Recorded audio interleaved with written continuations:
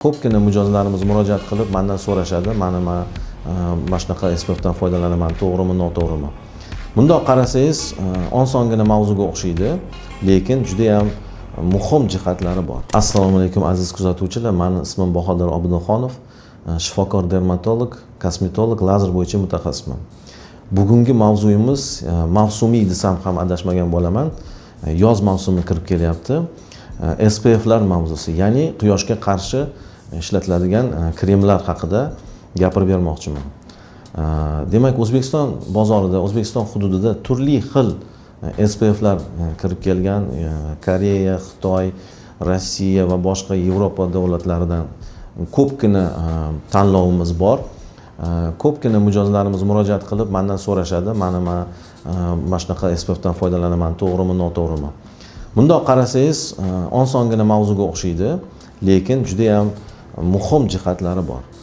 Muhim jihatlardan biri, demak, dunyo bo'yicha SPFlar turi har xil, lekin ba'zi bir top 5 ta kompaniya bor. Ular terini muammosiga qarab, ya'ni sizda bor mavjud bo'lgan muammoga qarab, maxsus qizarishga moyilligi bo'lgan terida alohida SPF, dog'ga tushish moyilligi bo'lgan alohida SPF, yog'li, ya'ni shu tana husnbuzari bor, pushti husnbuzari bor bemorlarga alohida SPF va boshqa turli xil holatlarda tibbiy yondashuv bo'lgan SPFlar bor. Agarda sizda hech qanday muammongiz yo'q bo'lsa, demak, yuzingizda sizni hech narsa bezovta qilmasa, bozorimizdagi sotilayotgan Yevropa, Koreya kabi ishlab chiqaruvchilarning SPFlaridan foydalanishingiz mumkin. Lekin yuzingizda qandaydir muammo bo'lsa, aytaylik qizarish, rozatsiya yoki pushti husnbuzar, dog'lar, melazma, xlazma, tug'ruqdan keyin qolgan dog'lar kabi holatlar bo'lsa, siz darhol dermatolog, kosmetolog, shifokorga murojaat qilishingizni tavsiya qilaman. Sababi boshqa sog'lom insonning terisiga ishlatiladigan SPF bilan muammosi bor odamga ishlatiladigan SPFlar farq qiladi.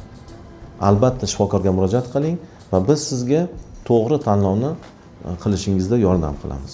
Quyoshdan qarshi saqlanish uchun ishlatiladigan kremlarni, ya'ni jaydari tilda SPF deb ko'p eshitgansizlar. Keling shuni tahlil qilaylik. SPF o'zi nima? Oddiysiga tushuntirilganda, men ko'pgina mijozlarimga shunaqa tushuntiraman. Mana oyna bor, oyna. Shu oynani mayda zarrachalardek tasavvur qilasiz. Ya'ni yuzingizga kremni foydalanganingizdan keyin 20-30 daqiqa o'tadi va undan keyin yuzingizda shunday tasavvur qilingki, mayda oyna zarrachalari, ya'ni quyosh nurlari yoki yorug'lik tushganda shuni qaytarib oladigan vosita deb tushunsangiz bo'ladi. Agarda sizning yuzingizda muammo bo'lib turib, qanday SPF tanlashni bilmayotgan bo'lsangiz, marhamat qilib qabulga yozilishingiz mumkin.